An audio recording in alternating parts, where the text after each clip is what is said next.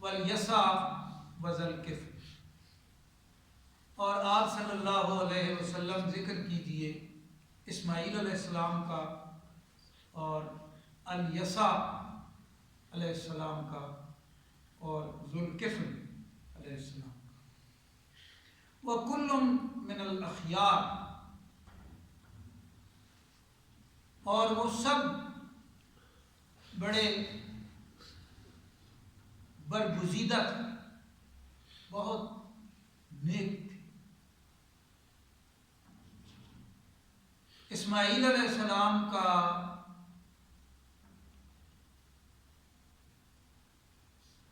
تو واضح طور پر معلوم ہے کہ وہ پیغمبر ہیں۔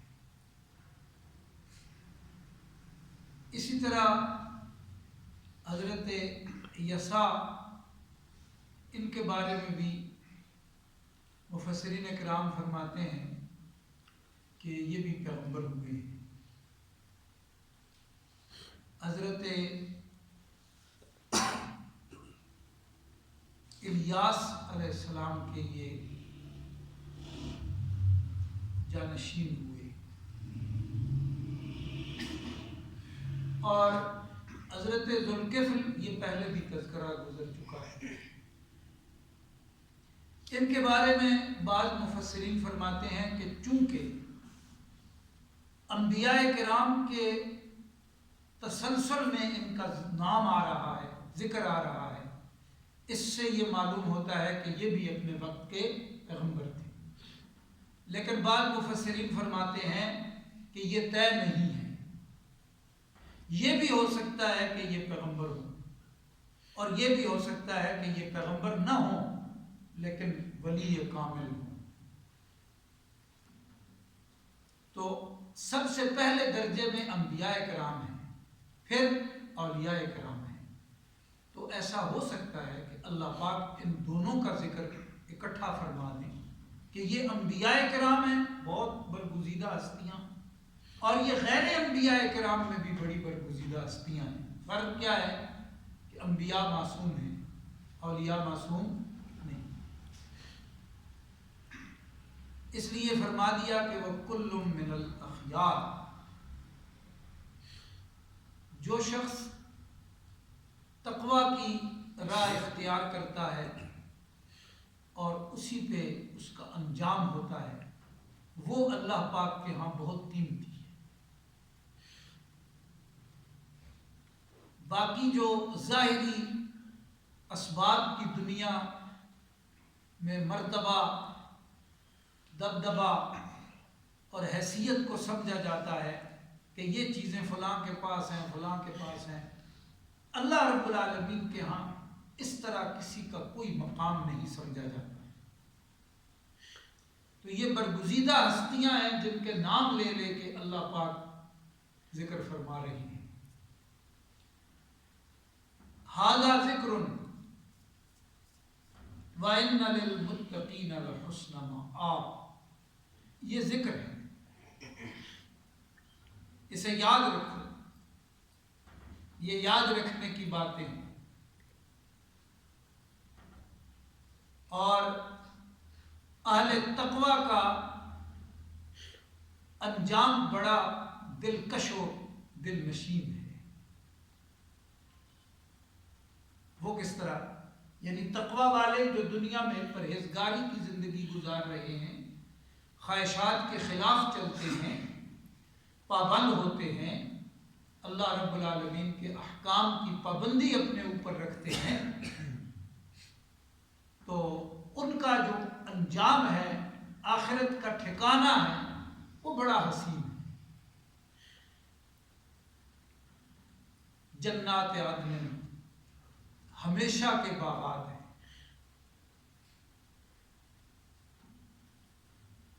زندگی ہمیشہ کی ہے اور رہائش بھی ہمیشہ کی ہے، اور اتنی اعلیٰ اور عمدہ ہے کہ حدیث شریف میں آتا ہے کہ انسان تصور بھی نہیں کر سکتا،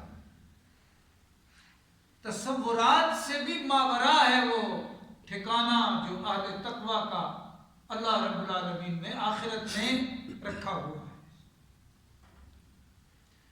اور اہل دل فرماتے ہیں کہ دنیا کو بھی اگر کوئی صحیح معنوں میں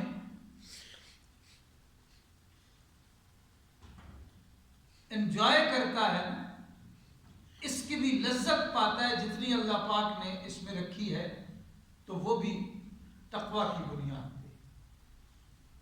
کیونکہ جو شخص گناہ میں ملوث ہوتا ہے وہ ظاہری طور پہ بہت بن سنور سکتا ہے اور بہت کچھ اکٹھا کر سکتا ہے، لیکن باطنی اعتبار سے اس کو قرار نصیب نہیں ہوتا۔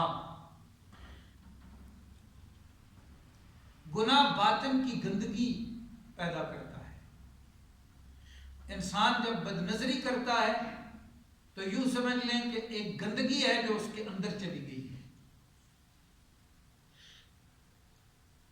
حدیث پاک میں اس کو اس طرح سمجھایا گیا ہے کہ جب کوئی گناہ کرتا ہے تو ایک سیاہ دھبا اس کے دل پہ پڑ جاتا ہے، توبہ کر لے تو وہ مٹ جاتا ہے، نہیں توبہ کر رہا تو پھر وہ دھبے پہ دھبا بڑھتے بڑھتے یہاں تک کہ سارا دل کالا ہو جاتا ہے۔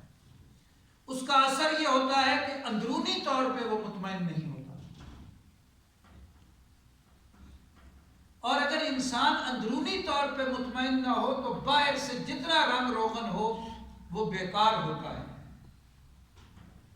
وہ باعث قرار نہیں ہوتا بلکہ وجہ بے قراری بن جاتا ہے۔ جب تک باطنی اعتبار سے مطمئن نہیں ہوگا اسے اطمینان نصیب نہیں ہو سکتا، اور باطن کا جو انسان کو اطمینان نصیب ہوتا ہے وہ تقوی سے ہوتا ہے۔ تو وہ فرماتے ہیں کہ آخرت تو ہے ہی اہل تقوی کے لیے، لحسن مآب، دنیا بھی اہل تقوی کی، دنیا میں بھی جو اطمینان ہوتا ہے، جو قرار ہوتا ہے وہ اہل تقوی کے پاس ہوتا ہے، اہل دنیا کے پاس نہیں ہوتا۔ اہل دنیا اس کو کہتے ہیں جو دنیا کی ہرس میں ہوس میں بس اپنا سب کچھ گنوا دیتا ہے، اسی میں لگا رہتا ہے۔ ہوا و ہوس کی دنیا جس کی ہوتی ہے اسے اہل دنیا کہا ہے۔ ویسے تو ہر کوئی دنیا میں ہے، دنیا والا ہے، لیکن اصطلاح میں دنیا دار اس کو کہتے ہیں جو آخرت کو بھلا دے، احکامات کی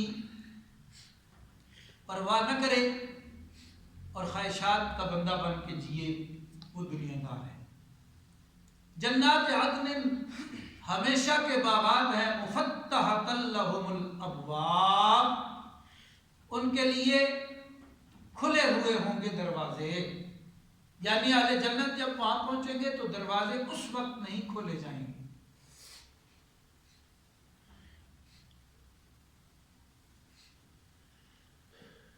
دروازے پہلے سے کھول دیے جائیں گے۔ ان کی آمد ہے تو یہاں پہ ان کو ذرا سا بھی توقف نہ ہو، اتنی بھی تکلیف نہ ہو کہ دروازہ کھلنے کا انتظار کرنا پڑے، پہلے سے دروازے کھول دیے جائیں گے۔ کتنی آسانی! اس لیے جو لوگ کامیاب ٹھہرے انہیں اتنی تکلیف بھی پہنچے یہ اللہ پاک کو گوارا نہیں ہے، بس دنیا میں جو تکلیفیں اٹھانی تھی اٹھا لی، دنیا میں جو انتظار کیا تھا کر لیا۔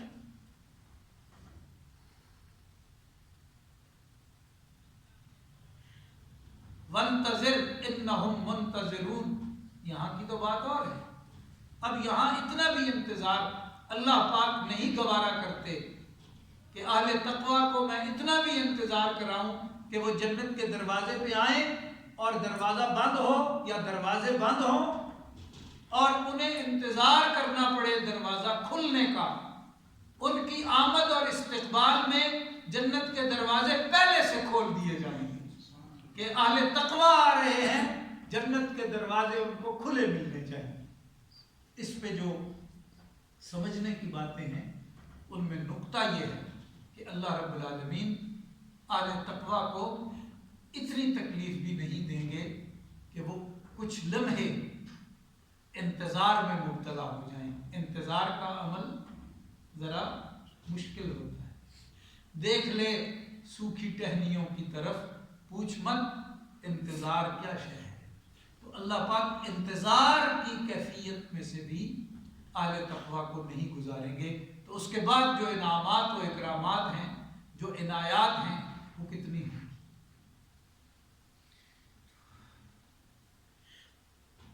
خلاصہ یہ ہے کہ اہل تقویٰ کو کوئی تکلیف نہیں ہوگی. بس ان سے یہ فرمایا جائے گا وہ دنیا میں تم نے جو تکلیفیں اٹھائی ہیں بس وہی تھی، اب تمہارے لیے کوئی تکلیف نہیں ہوگی. اور حدیث پاک میں آتا ہے کہ اللہ رب العالمین پھر اہل جنت سے پوچھیں گے تمہیں کوئی تکلیف تو نہیں ہوئی، تمہاری طبیعت کے خلاف تو کچھ نہیں ہوا، کوئی بات تم پہ گراں تو نہیں گزری، کوئی معاملہ ناگوار تو نہیں ہوا. تو حدیث شریف میں آتا ہے اہل جنت عرض کریں گے مولا کریم ہم سوچ بھی نہیں سکتے تھے کہ اتنے چھوٹے موٹے اعمال پر اتنا بڑا انجام نصیب ہوگا. آپ نے ہمارے چھوٹے چھوٹے اعمال پر، ہماری تھوڑی سی احتیاط پر اتنے بڑے خزانے ہمارے لیے بنا کے رکھے ہیں، ہم سوچ بھی نہیں سکتے تھے. تکلیف تو دور کی بات ہے. متکئین فیہا، وہاں پہ وہ جنت میں پھر پہنچ گئے ہیں اور تکیے لگا کے بیٹھے ہوئے ہیں. تکیہ لگانا یعنی ٹیک لگانا، تکیے لگا کے بیٹھے ہوئے. تکیے ہوتے ہیں نا، تو تکیوں کے ساتھ پھر کیا ہوتے ہیں وہ جن سے تکیوں کے غلاف باندھے جاتے ہیں، تو وہ جو رسیاں کہہ لیں، رسیوں کے ساتھ وہ جو پھمڑے ہوتے ہیں. تو بعض اساتذہ ہمارے فرماتے تھے کہ وہ ایک رسی اور اس کے ساتھ جو وہ ڈیکوریشن لگی ہوگی، پوری دنیا اگر کوئی قیمت میں دے دے تو اس کو نہیں خرید سکتا. تکیہ لگانے کا ذکر بطور خاص آیا ہے. تکیہ لگانے کا ذکر آپ دیکھیں اہل جنت کو جو عنایات ہوں گی، اللہ رب العالمین جو نعمتیں عطا فرمائیں گے، اس میں ایک ذکر یہ بھی بڑا آتا ہے کہ وہ تکیہ لگا کے بیٹھے ہوں. یہ انداز شاہانہ ہوگا. ہر جنتی بادشاہ ہے. تخت کا بھی ذکر آتا ہے. علی الارائک متکئون،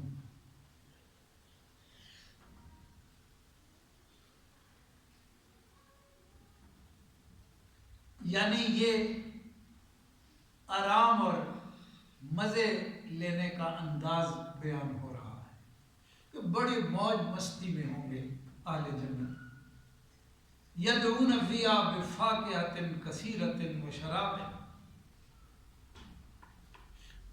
بہت سارے وہاں سے وہ پھل طلب کریں گے اور مشروب، شراب یعنی جنت کی جو پینے کی چیزیں جن کی نہروں کا ذکر اللہ رب العالمین نے فرمایا. شراب طہورا، جس میں نشہ نہیں ہے، مزہ ہے. اور مزہ ایسا ہے کہ جس کی مثال کوئی نہیں، اور ہر بار کا مزہ پہلی بار سے بڑھ کے ہوگا. اور جو میوہ جات ہیں، پھل ہیں، وہ بہت کثرت سے طلب کریں گے، اس لیے کہ ان کا مزہ ہی ختم نہیں ہوگا. وَعِندَهُمْ قَاصِرَاتُ الطَّرْفِ أَتْرَابٌ، یہ حوریں ہیں ہم عمر، نیچی نگاہوں والی. احادیث میں ان کا ذکر آتا ہے اور حیران ہو جاتے ہیں کہ ایسا حسن اللہ رب العالمین نے عطا فرمایا ہے کہ اگر یہ چمکتے سورج کے سامنے اپنی نقاب کو سرکا دیں تو سورج مان پڑ جائے،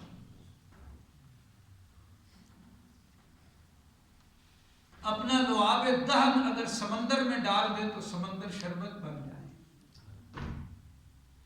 ھذا ما توعدون لیوم الحساب، یہ وہ سب کچھ ہے جو تم سے وعدہ کیا جاتا تھا۔ تمہیں جو وعدے دیے جاتے تھے نا، یہ ایسے نہیں تھے، یہ ہوائی بات نہیں تھی۔ ہاں، اب تمہارا حساب جو ہے وہ اس درجے کا ہوا ہے کہ تم کامیاب ہو گئے ہو، تو وہ تم سے جو وعدے کہ تم اس دن کے حساب میں کامیاب ہونے کی کوشش میں لگ جاؤ، تمہیں یہ کچھ عطا کریں گے اللہ پاک۔ تو جب وہ سب کچھ سامنے ہوگا، حساب کے مرحلے سے گزر چکے ہوں گے۔ بعض اساتذہ تفسیر فرماتے ہیں کہ اہل جنت کے تکیے کا یا ٹیک کا ذکر اس وجہ سے بھی آتا ہے کہ ان مراحل سے گزر کر وہ کچھ سستانا چاہیں گے تو وہ ٹیک لگانے کا جو انداز ہے وہ بڑا حسین ہوگا ان کا، کہ یوم حساب سے گزرے ہیں، اب بڑے سکون سے ٹیک لگائے بیٹھے ہیں۔ تو جنت کا داخلہ اور اس کے ساتھ ٹیک لگانا اس حوالے سے بھی بیان فرمایا ہے کہ ان مراحل سے گزر کے پھر وہاں بڑے مزے سے ٹیک لگا کے بیٹھے ہوئے۔ ان ھذا لرزقنا ما لہ من نفاد، یہ ہے ہمارا رزق جو ہم تمہیں عطا کر رہے ہیں، یہ کبھی بھی ختم ہونے والا نہیں ہے، کبھی اس میں کمی ممکن نہیں ہوگی، بلکہ اگر کچھ ہوگا تو اضافہ ہی ہوتا چلا جائے۔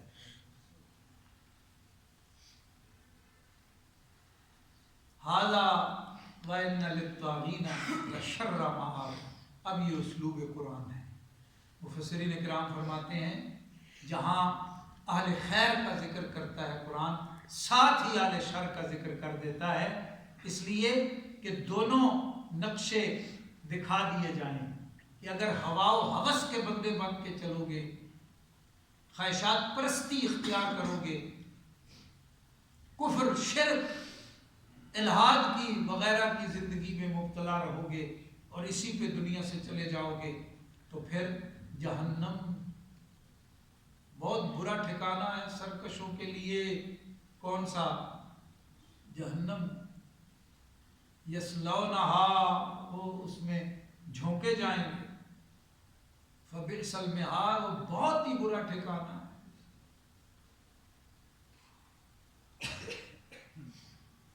ھذا، یہ یعنی سامنے کی بات ہوگی، یہ ہے، یہ ابھی تو ایک تذکرے میں آ رہا ہے، وہاں یہ ہے، یہ سامنے۔